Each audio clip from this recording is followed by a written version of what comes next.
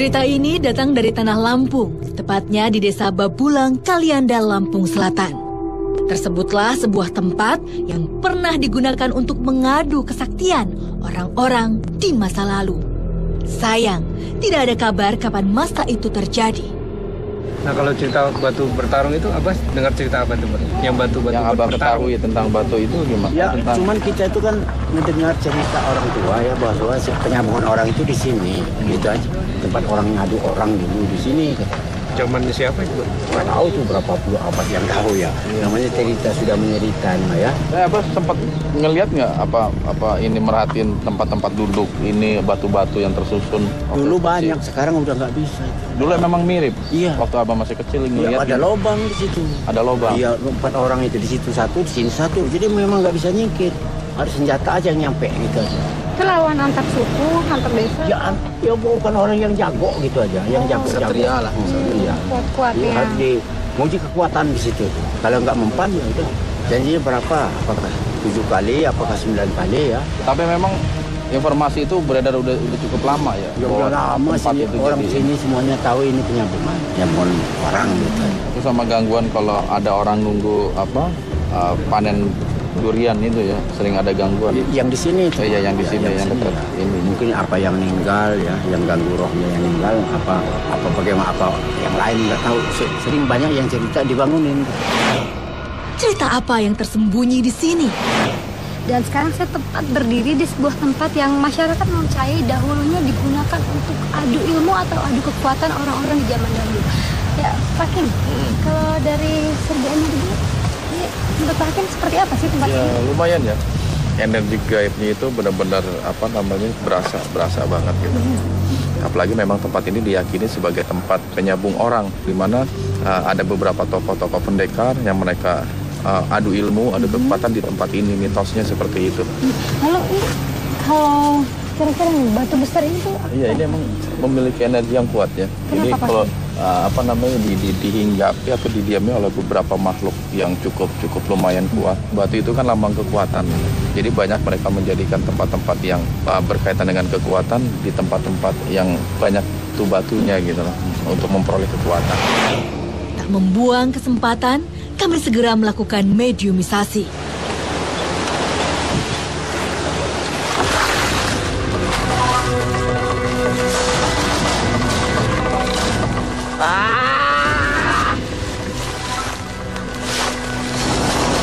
Siapa yang memakai saya? Saya. Ada apa kalian ke sini? Bisa kita bicara sambil duduk aja? Iya. Jadi maksud kedatangan kami ke sini adalah untuk mencari informasi tentang lokasi di sini. Informasi apa itu? Jadi ada beberapa mitos masyarakat yang beredar di tengah masyarakat ini bahwa tempat ini dulunya dijadikan sebagai arena penyambung orang. Ya, betul sekali. Itu kira-kira terjadinya kapan itu? Itu sekitar ratusan tahun yang lalu. Emang Anda udah menempati wilayah di sini? Kalian mengganggu saya saja. Emang kenapa sih merasa terganggu padahal kita cuma pengen ngobrol? Saya sedang istirahat. Yang di mana istirahatnya? Sana. Sana apa itu? Batu besar? Ya, betul itu rumah saya. Emang dahulunya tempat ini seperti apa sih? Digunakan untuk apa? Ya, siapa yang bisa merebut kekuasaan sini ya dia berkuasa di sinilah. Itu siapa aja yang beradu? Para pendekar. Kalau saya boleh tahu nama mereka yang Anda tahu? Pendekar Sanip. Apa kehebatan dia itu apa? Bisa memainkan jurus pedang, jurus mabuk. Emang Sanip ini terkenal dulunya? Iya dulu, tapi sekarang enggak. Kenapa emang? Soalnya saya udah mengalahkannya. Nama Anda siapa? Pendekar Topan. Kenapa disebut pendekar topan?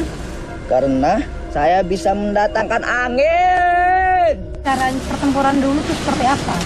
Dilingkari dengan garis bulat. Siapa yang keluar garis kalah. Yang dicari itu apa sebenarnya oleh pendekar-pendekar itu yang mereka cari apa? Kehebatan. Siapa yang terhebat di situ dia yang ditakuti. Kerajaan apa lagi setelah mengadu? Banyak pertanyaan kalian deh. Kan kami di sini. Kamu mau menantang saya? Siapa yang nantang? Apa mau kalian Informasi. Coba berkata yang jujur, yang baik. Saya sini sudah jujur. Apanya yang jujur? Saya tanya, Anda udah berapa lama menempati lokasi ini? di sini? Sudah puluhan tahun. Iya, pasti puluhan tahun. Berarti Anda belum Usia lokasi di sini aja ratusan tahun. Berarti Anda nggak tahu tentang lokasi di sini. Ah! Ya udah, Anda sekarang pulang kembali ya? lagi. Balik. Tak lama, Pak Hakim mengusir makhluk dari tubuh mediator ini. Tak puas dengan informasi yang kami dapat, kami melanjutkan mediumisasi lagi. Ini Anda dan siapa ya? Anda bisa memberikan informasi tentang lokasi ini. Kenapa tidak bisa? Saya ngasih tahu informasi, saya disalahkan.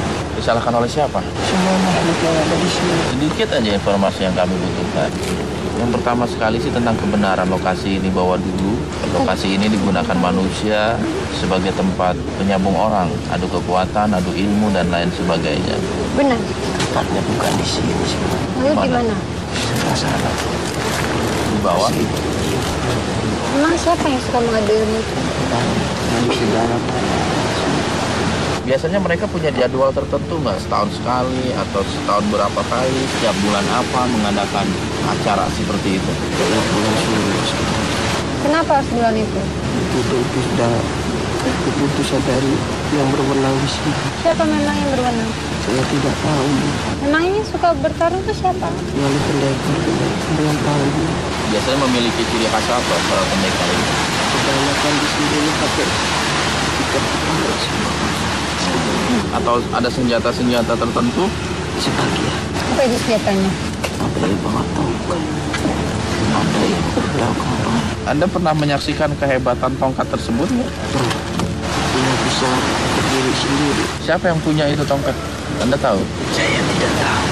Saya cuma biasa. Makhluk jin maksudnya yang ikut menyaksikan. Dan para pendekar itu mereka mempunyai ilmu kedikjayaan dibantu dengan jin nggak itu? Tidak. Dia udah punya kanuragan, punya guru. Dia kalau ke sini pasti sama guru. Dapat hadiah?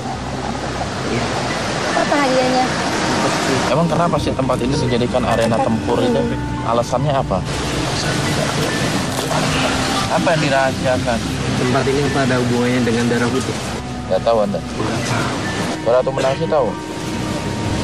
Lebih dulu mana tempat ini dengan Ratu Menangsi? Kenapa Anda diam? Kenapa sih memang yang melarang Anda di sini?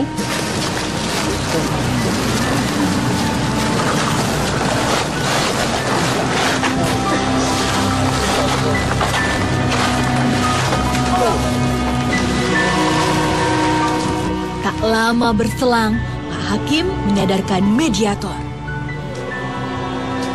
Tiba-tiba, sesuatu terjadi pada Umi. Apa yang terjadi? Tetap di Dua Dunia.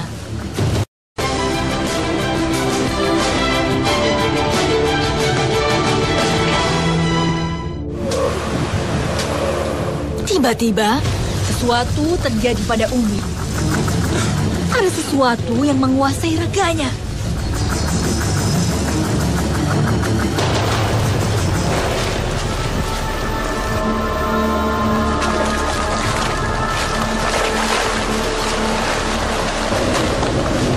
Assalamualaikum. Assalamualaikum. Saya gimana Pak? Sudah berapa lama Anda di sini? Siapa betul tempat atau lokasi di areal ini itu dulu dijadikan tempat penyambung orang? Iya, di sinilah tempatnya. Udah berapa lama sih? Sudah ratusan tahun. Ini siapa saja yang suka mengadu di sini? Para pesilat tangguh. Itu mereka datang dari kerajaan apa dari perguruan gitu ya? Dari setiap perguruan. Emang dulu banyak padepokan silat di daerah sini? Hanya khususnya di Lampung ini. Apakah memakan korban? Terbunuhnya seorang petarung itu. Tergantung pada siapa yang memenangkan pertandingan itu. Jadi yang menang Seperti itu itu ya. pasti membunuh lawannya. Tidak semua dibunuh. Ada juga memotong anggota tubuh. Tujuannya untuk apa sih dahulu mereka melakukan itu? Menguji kemampuan. Hanya untuk menguji. Banyak sekali disalahgunakan. Maksudnya apa disalahgunakan? Ada di antaranya karena kesombongan dan ketangguhan. Nanti setelah dia jadi juara atau mengalahkan lawan-lawannya, apa yang didapat sama para petarung itu? Sebagai gelar Panglima Ksatria, tempat ini dulu memang pernah digunakan sebagai tempat latihan. Masih sejaman dengan Ratu Manangsi atau? Sudah. Jadi para pendekar yang bertarung di sini juga mereka mendapatkan jabatan-jabatan politik dari kerajaan gitu. Iya. Terus pesertanya itu dari siapa aja itu yang boleh mendaftarkan diri? Siapapun bisa, pria dan wanita. Emang ada juga tokoh wanita yang jadi pendekar? Ada. Siapa yang pernah Anda ketahui itu? Nyai Lengkombaya. Dari mana dia itu asalnya itu? Orang asli Lampung atau Iya. ilmu apa yang dia punya? Selendang kuning. Apa kehebatan selendang kuning ini? Menghancurkan lawannya dengan kibasan selendangnya. Ada makhluk jin yang membantu dia sehingga selendangnya bisa mengeluarkan kekuatan seperti itu. Iya. Jangan bertanya mengapa bisa. Pasti dalam rentetan sejarah itu ada awal, ada akhir. Apa yang mengakhiri ini semua gitu? Kalau memang hal tersebut dianggap positif pada zamannya, kok kenapa umurnya sampai sekian puluh tahun aja gitu? Ada satu kejadian. Ya. Ada seorang pemuda usia belasan tahun. Dia salah satu anak pemangku adat, anak yang baik, dan dia bisa menguasai banyak ilmu. Apa yang terjadi tadi? Sebelum dia mengikuti pertandingan ini, dia dikirim oleh orang tuanya untuk mencari ilmu sebanyak-banyaknya keliling Sumatera. Setelah kurun waktu 1 tahun, dia merasakan kerinduan. Dia kembali pulang dengan hal kedua orang tuanya menyambut kedatangannya. Pada saat kedatangan itulah saat yang bertepatan. Bulan ketujuh.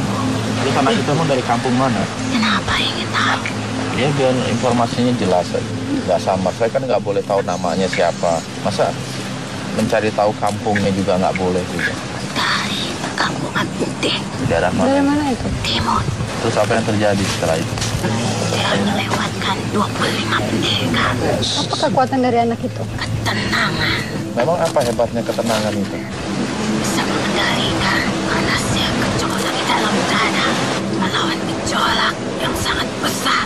Melawan amarah. Terus apa yang terjadi selanjutnya setelah dia mengalahkan 25 pendekar itu? Terus setelah dia melewati bulan ke-12, ia menghadapi seorang ksatria Yang bernama? Jagat Bumi. Lalu apa yang terjadi? Apakah anak itu agak menang? Itulah dengan kerendahan hatinya dan kecerdasannya, juga ketenangan, ia dapat mengatur siasatnya bagaimana menghadapi pendekar itu. Setelah pendekar ksatria itu kalah, pendekar itu mengatakan, "Bunuh saya, jangan kau biarkan aku hidup dalam rasa bersalah. Sudah terlalu lama saya menjadi ksatria tangguh, tetapi saya malu saya dikalahkan oleh anak ingusan seperti kamu." Tapi anak itu tidak membunuhnya. Yang dilakukan anak itu? Anak itu hanya mengucapkan suatu kalimat. Kalimat apa? Wahai saudaraku, ingatlah, kekuatanmu adalah bukan mengalahkan musuhmu, tapi melawan musuh di dalam hatimu, melawan amarah di dalam hatimu. Jagat Bumi merasa malu. Ia berlari, mengambil sebuah pedang, lalu ia tebas tangannya, tangan sebelah kanannya. Setelah tangan itu tergeletak, terlempar jauh, tangan itu menjadi besar. Saya juga pernah mendengar masyarakat pernah lihat tangan besar seperti dicegat tangan besar. Apakah itu tangan Jagat Bumi? Siapa yang mengatakan itu? Ada. Iya, karena tangan itu ditanam di sini. Kenapa ditanam di sini? Menurutmu, apa itu kehebatan? Ya betul, orang yang kuat itu bukan orang yang bisa mengalahkan musuh-musuhnya, tetapi orang yang hebat, yang kuat, dia bisa mengendalikan hawa nafsunya. Karena hakikat musuh itu adalah sesuatu yang tertanam dalam hati kita. Kalau kita bisa mengendalikan hati kita, diri kita, maka kita akan bisa mengendalikan orang. Seperti apa musuh di dalam hatimu? Nafsu yang bersemayam di akal manusia, yang selalu mendorong manusia untuk keserakahan, untuk kezaliman, untuk keburukan-keburukan yang lain. Sejauh mana akal dan hatimu dalam memutuskan suatu permasalahan? Akal itu tempat berpikir, tapi ingat, kelemahan akal adalah bahwa akal tidak bisa membedakan mana yang baik dan mana yang buruk. Hatilah yang dapat membedakan mana yang baik, mana yang buruk. Akal itu kasar, tapi hati itu lembut. Kenapa Anda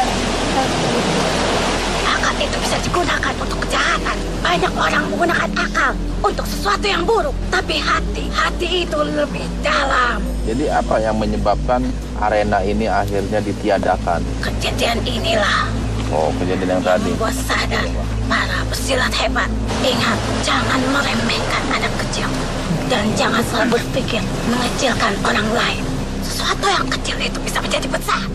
Dan sesuatu yang besar juga bisa menjadi kecil. Seperti jagat bumi. Ia besar, dalam seketika ia menjadi kecil. Lantas apa yang terjadi kemudian bagi si jagat bumi itu? Ia meninggal. Apa yang terjadi? Tetap di dua dunia. Lantas pemuda tadi apa diangkat menjadi sesuatu di kerajaan atau menjadi apa setelah dia bisa mengalahkan lawan-lawan?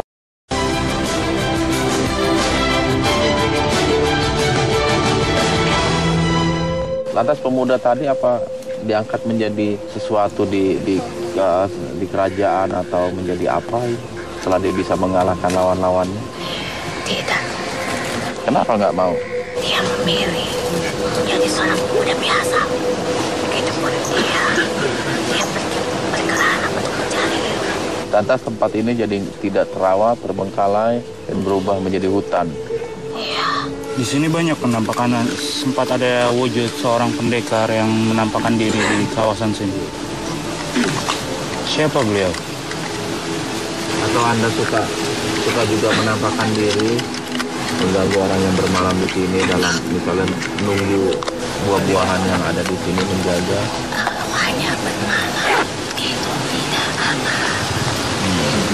Tapi jangan sekali-sekali dia bermalam dengan sesuatu yang tidak baik. Kenapa makhluk-makhluk tidak suka dengan perbuatan-perbuatan manusia yang melanggar? Kenapa? Makhluk dari golongan yang menyukai itu pasti senang. Tapi dari golongan kami tidak menyukai itu. Muslim Anda? Iya.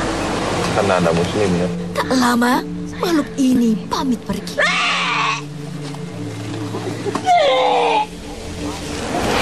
Oke, alhamdulillah kita sudah bisa melakukan saat ini.